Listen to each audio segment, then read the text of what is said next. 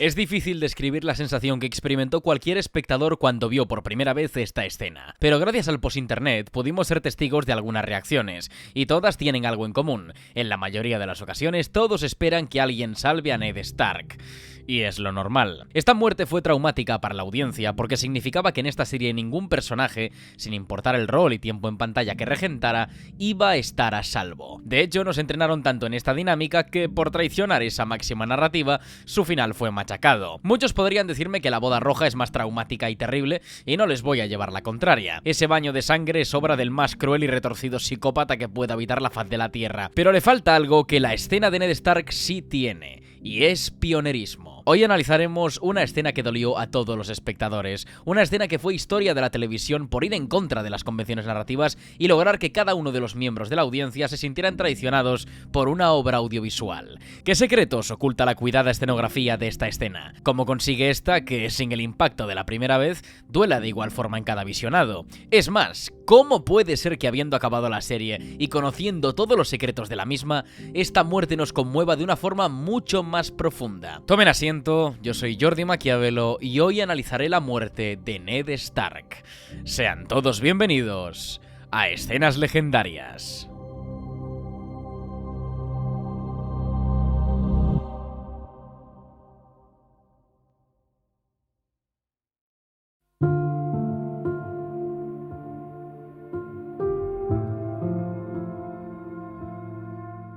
La secuencia que analizaremos a continuación solo dura unos 5 minutos y aún así consigue pasar por varias fases que la hacen única. Para empezar, necesitamos el contexto. Ned Stark ha sido traicionado por Petyr Baelish en confabulación con Cersei Lannister y el nuevo rey Joffrey Baratheon y ha sido apresado, acusado de alta traición. Obviamente no ha cometido ningún delito, simplemente ha querido honrar los últimos deseos de su mejor amigo, el fallecido rey Robert, pero los intereses del mismo no benefician a los miembros del consejo ni al poder de los Lannister en medio de una guerra abierta. Durante el anterior episodio y este último se nos da a entender que si Ned reconoce el reinado legítimo de Joffrey y confiesa una traición que nunca cometió, se será piadoso con él y será perdonado, siendo enviado a la Guardia de la Noche. Este planteamiento narrativo en el anterior episodio nos genera una encrucijada, tanto a los espectadores como al personaje. Se está dando a elegir a una persona entre el honor y la humillación, pero una de las elecciones le salva y la otra le condena. Lo más importante es el hecho de que haya una elección, porque todas las obras audiovisuales hasta entonces habían planteado dilemas para generar tensión. Lo que esperaría cualquier espectador en este momento, cuando Ned entra a la plaza y todos los ciudadanos de Desembarco del Rey le increpan, es que una de dos: o confiesa y se humilla pero aún así es salvado, o sigue con la verdad hasta el final y muere con honor. Ambas opciones tienen factores positivos y a tener en cuenta, ya que uno mermaría la credibilidad del rey y el otro salvaría a Ned y a su familia a pesar de traicionar sus valores. Hemos visto cantidad de veces los sacrificios por creer en algo. Una película muy representativa de esto mismo es Braveheart o V de Vendetta. Son muertes agridulces porque perdemos al personaje, pero resulta en una victoria moral, que al final es positiva para los demás. Por otro lado, también teníamos ejemplos de personajes que eran revueltos en el lodo, pero que aún así eran salvados, y se podían preparar para su venganza y la posterior victoria a largo plazo. Esto lo vemos sobre todo en historias de venganza. Sea cual fuere la elección de Neddy, esta tendría implicaciones negativas al corto plazo, pero consecuencias positivas al largo. Este dilema es el primer acto de la escena, todo lo que llevamos madurando desde que le apresan y algo que se ha construido a lo largo de 2 episodios. Ese acto es la expectación. Vemos a las piezas narrativas asentadas en el plano. Los miembros del consejo, Joffrey, la reina, Arya, Joren y Sansa. Mientras una de sus hijas le observa desde el murmullo, alejada, pero aún así conectada por el cariño que se profesan, la otra se halla en lo alto, junto al rey, esperando que se le otorgue clemencia. Los gritos e insultos se convierten en silencio, materializando la propia expectación de la audiencia. Me encanta porque la planificación de Alan Taylor, el director, y Alex Sakharov, director de fotografía, reside en un primer lugar en presentar el escenario y hacer un seguimiento de Ned entre el populacho, pero da 2 travelings súper dinámicos e importantes, tanto con Arya como con Sansa, cuando Ned las observa a las dos, remarcando lo relevantes que son sus hijas para él y dándoles también poder en escena. Ambas están presentes y ambas pueden salvar a su padre, una a través de la acción violenta con su espada y la otra con su diplomacia y persuasión. El director se centra visualmente en ellas porque también son una parte muy significativa de la declaración de Ned. Si él se humillara y traicionara su honor, solo lo haría por la seguridad de sus hijas, no por nada más, ya que él mismo lo dice al principio del episodio. You think my life is some precious thing to me, that I would trade my honor for a few more years of woe. What of your daughter's life, my lord? Is that a precious thing to you? Entonces entramos en el segundo acto de la escena, tras toda la anticipación, que empieza en el momento que Ned, después de presentarse ante los ciudadanos de Desembarco del Rey, observa a Sansa, dubitativo de nuevo acerca de lo que tiene que hacer. La forma en la que Sansa asiente es más que suficiente para que un padre atormentado traicione todo lo que le ha hecho ser quien es en la vida, un hombre de honor, y confiesa. I come before you to confess my treason. Es increíble porque Taylor nos da dos planos cerrados, como habíamos visto antes, de Sansa y Arya. Se nos muestra así el hecho de que, aunque esté salvándose, para ambas es increíblemente doloroso el hecho de que su padre traicione su honor. La interpretación de Sean Bean no es una novedad, es un gran actor y siempre estuvo a un nivel elevadísimo durante Juego de Tronos, pero aún así es fantástico cómo entrega cada línea de diálogo, con voz dubitativa y temblorosa, dejando entrever que ni siquiera él mismo se cree lo que está diciendo, y el enorme esfuerzo que está poniendo para dar esta confesión. La cabeza gacha es un signo de esa vergüenza y dolor. No quiere mantener contacto visual con nadie mientras lo está haciendo. De nuevo, cuando Ned recibe una pedrada, Taylor vuelve a incidir en las dos hijas y sus reacciones. Una con la inocencia de sorprenderse por el odio de la multitud, la otra con la sangre caliente y preparada para abrirse paso a espadazos para salvar a su padre. La música que ambienta su confesión es una versión derrotista y en declive del tema de la casa Stark, como si su virtud fuera mancillada. Una elección más que acertada, teniendo en cuenta cómo el impacto de la confesión está siendo centrado en Ned y sus hijas. In the sight of gods and men, children, but before his blood was cold, Iron Throne. Este segundo acto está cerca de acabar y la música se desvanece cuando Pycelle pregunta a Joffrey qué hacer con Ned. En este momento vuelve la expectación, pero ya sabemos qué decisión ha tomado el bueno de Ned. Ha sido triste y doloroso verle confesar y humillarse de esa forma, así que parece que toda la tensión ha finalizado. Joffrey apela a Cersei y Sansa y ambas reciben ese intercambio con una sonrisa confiada, por lo que comprobamos que incluso Cersei está a favor de perdonarlo. Pero... Sir Ilyn, bring me his head. No. Entramos en el tercer acto de la escena. Si había denominado el primero como la expectación y el segundo como la aparente resolución, este sería la revelación. Porque sí, es toda una revelación. Primero porque entramos en estado de negación. La reacción de Sansa desesperada y la de Arya, siendo rodeada por una cámara que muestra su decepcionado rostro ante la punitiva multitud, genera una sensación de imposibilidad de ambas hijas para poder influir en la salvación de su padre. Sansa está siendo agarrada por uno de los guardias reales y Arya tiene que abrirse paso entre una muchedumbre violenta y que quiere condenar a su padre. La posibilidad de que ambas puedan cambiar el veredicto de Joffrey es difícil, pero aún así, Taylor nos muestra cómo Arya baja de la estatua para tomar cartas en el asunto. Aquí empieza esa fase de negación, después del impacto inicial. La estructura es sublime, pues este simple movimiento de Arya, junto a Yoren, que la detiene, nos hace creer que en algún momento alguien llegará para salvar a Ned. Si no es Arya, será Yoren. Si no es Yoren, será alguno de sus socios. Si no es eso, algo aparecerá para salvar a Ned de la decapitación. ¿Cómo logra generar esa sensación Taylor? Fácil. La fórmula de la escena, tras la declaración de Joffrey, se basa en utilizar la música como acompañamiento dramático. Sansa reacciona, Ilyn Payne sube, hay mucho movimiento en escena que luego comentaremos, y ese brutal sonido de la espada desenvainándose que precede el silencio y la cámara lenta. El recurso de ralentizar la acción por montaje intemporal ha sido utilizado incontables veces como anticipación para la sublimación de una escena, sobre todo para un pedazo de giro que de repente rompa la tensión.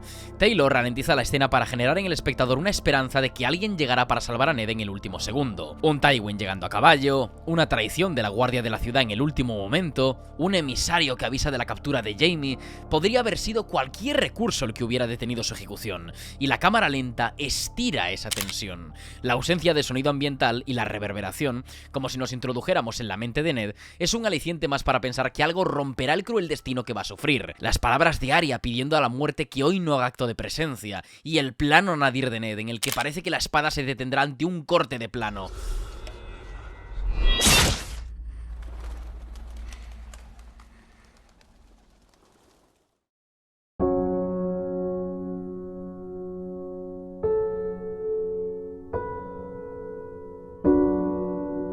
La estructura de Taylor es perfecta. Convierte una escena que debía tener un giro sorprendente en una agonía que parece interminable, y solo con 5 minutos. Pero ahora toca hablar de la escenografía porque es increíble. Para empezar, con el uso del escenario y cómo los personajes se disponen en el mismo. La estatua en la que se apoya Arya y que sirve para titular el episodio es el principal eje del escenario, como forma de ubicarnos y tener una referencia espacial. Esta estatua pretende representar a Baelor el Santo, que fue precisamente un rey Targaryen conocido por su extrema piedad y misericordia. En escena, la estatua no mira directamente al lugar de la ejecución, sino que se halla de lado, como dando la espalda y despreciando a los terribles actos que están a punto de suceder. Por otra parte, me encanta cómo se representa al pueblo llano y a los nobles de la corte con posiciones que muestran el poder de cada grupo social, los nobles en los palcos superiores de detrás y el populacho a ras de suelo, a una altura incluso inferior que la estatua de Baelor. Mientras ellos chillan y claman por la cabeza del traidor, no por odio y resentimiento, sino por control social y total desconocimiento, los nobles en los palcos están en completo silencio, desde la declaración de Ned hasta el momento en el que le cortan la cabeza, porque ellos saben de buena tinta que pueden ser los siguientes y que esta decisión es terrible en todos los sentidos. También tenemos estos detalles escenográficos en los actores más importantes. Me gusta especialmente cómo Taylor define la personalidad de cada personaje centrándose en cómo perciben la condena.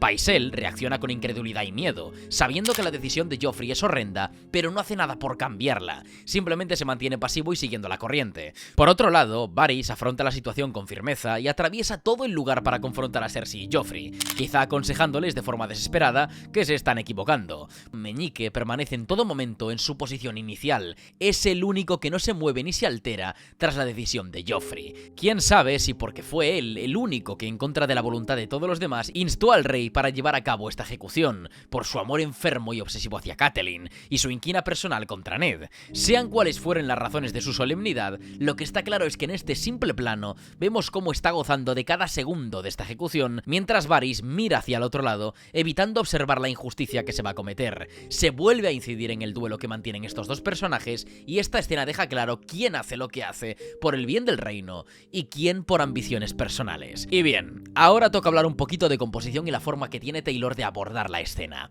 En primer lugar, los planos que usa para Ned, inundados de masa visual cuando son acercamientos al personaje. Lo vemos encerrado y en un lugar sin escapatoria, porque cuando le da aire en planos generales, se convierte en un minúsculo trozo de carne privado de poder, y cuando se halla solo, se enfatiza siempre su debilidad y tristeza durante la confesión. No hay ningún plano que dé un solo respiro a Ned en escena, y es algo que Taylor acentúa sin piedad. Por otro lado, hay varios recursos que son fantásticos y suman a la tensión en escena. Por ejemplo, antes comentaba el plano nadir antes de la ejecución. No solo es genial porque da el suficiente tiempo para pensar que algo detendrá la espada, sobre todo por la composición en primer plano del rostro de Ned. La angulación es una elección brillante porque consigue, aunque de forma trágica, dignificar el final del personaje. Lo empodera a él y no a su verdugo, algo muy contrario a cómo se dirigía la ejecución del desertor de la Guardia de la Noche en el primer episodio, con un plano general neutro, casi simbolizando la justicia de aquel acto.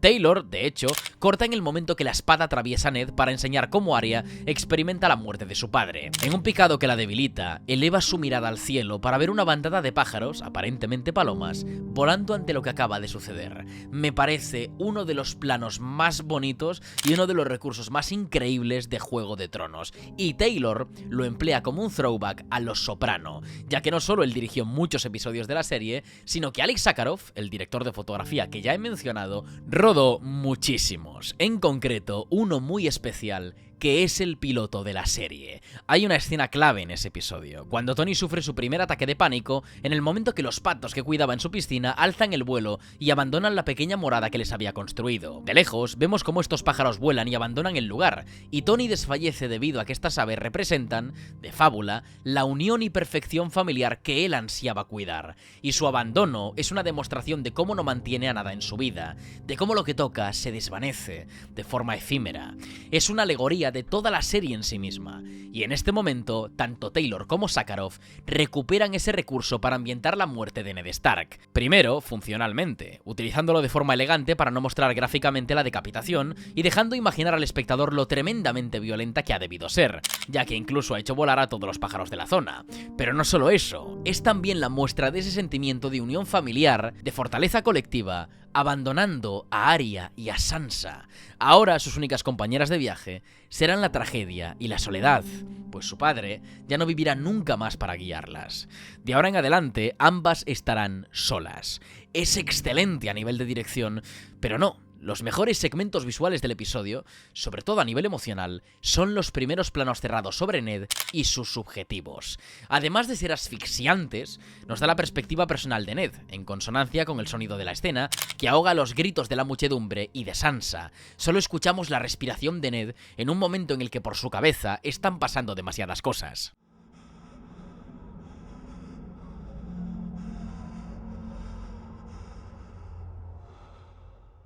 La forma en la que Taylor nos pone en los pies de Ned es magistral y un último golpe al espectador, pues esta escena gana con el visionado a posteriori. Ned Stark fallece en este episodio y es una muerte dura, pues era el protagonista de la serie y el padre de una familia con la que se nos condicionó desde el principio. Es una forma de generar una inestabilidad narrativa muy cruda, pero su muerte adquiere muchísimo más sentido según avanzan las temporadas. Cuando descubrimos que Ned no tuvo sexo con una tipa cualquiera por ahí y tuvo a Jon, cuando nos damos cuenta de que mancilló su honor y le ocultó a todo el reino, incluida su mujer, su mejor amigo y al propio niño, la identidad de Aegon Targaryen. Ned destrozó su honor y todos sus valores al cumplir una promesa a su hermana, y eso solo le trajo una humillación constante a su familia, a su mujer, al niño y a él mismo. Pero lo hizo por amor.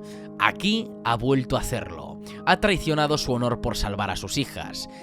Y lo peor de todo es que no le ha valido de nada. Es devastador. Cuando observa a Sansa y luego busca a Arya en la estatua de Baelor para ver si está a salvo, pero también intentando encontrar un último cruce de miradas con su hija favorita, Taylor se recrea en su dolor. Tenemos un plano subjetivo y vemos lo último de lo que Ned será testigo en su vida, una muchedumbre repleta de odio y violencia que le desea la muerte y le grita traidor. Eso es lo último que verá Ned antes de morir. Y es ahí cuando internamente no solo se da cuenta de que le ha traicionado todo el mundo, sino que además se ha traicionado a sí mismo. Su confesión, a pesar de todo el sacrificio emocional que le ha costado, no ha servido de nada. Ahora Jon está en la guardia de la noche, condenado a vivir toda su vida a la sombra y a riesgo de morir en cualquier momento. Toda su familia en peligro de destrucción inminente y su recuerdo, su persona, arrastrada por el fango. Aún así, y a pesar de haber sido aplastado por la crueldad de un mundo indecente, Ned baja su cabeza y cierra los ojos para morir con dignidad, aceptando un destino injusto, pero que no puede cambiar. Asked him, how can a man be brave if he's afraid?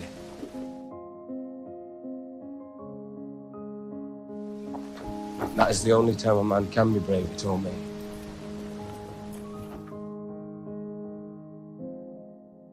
Sus últimas palabras, aunque nadie las pueda escuchar, son un rezo por la salvación de su familia, lo único que le importa y le ha importado, mucho más que su propia integridad. Sin duda, una de las escenas más traumáticas e impotentes de la historia de la televisión.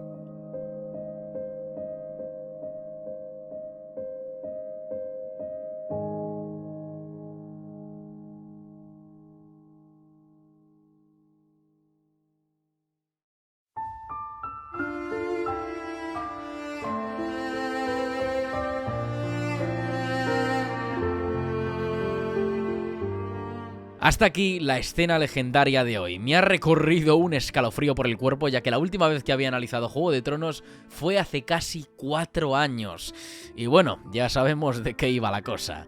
La muerte de Ned Stark tiene muchísimas implicaciones. Cambió la forma de narrar, creó escuela, se convirtió rápidamente en una de las escenas más icónicas de HBO y desató las minitramas de una serie que aún hoy en día se mantiene como la más laureada de la historia. Excepcional en todo el sentido de la palabra.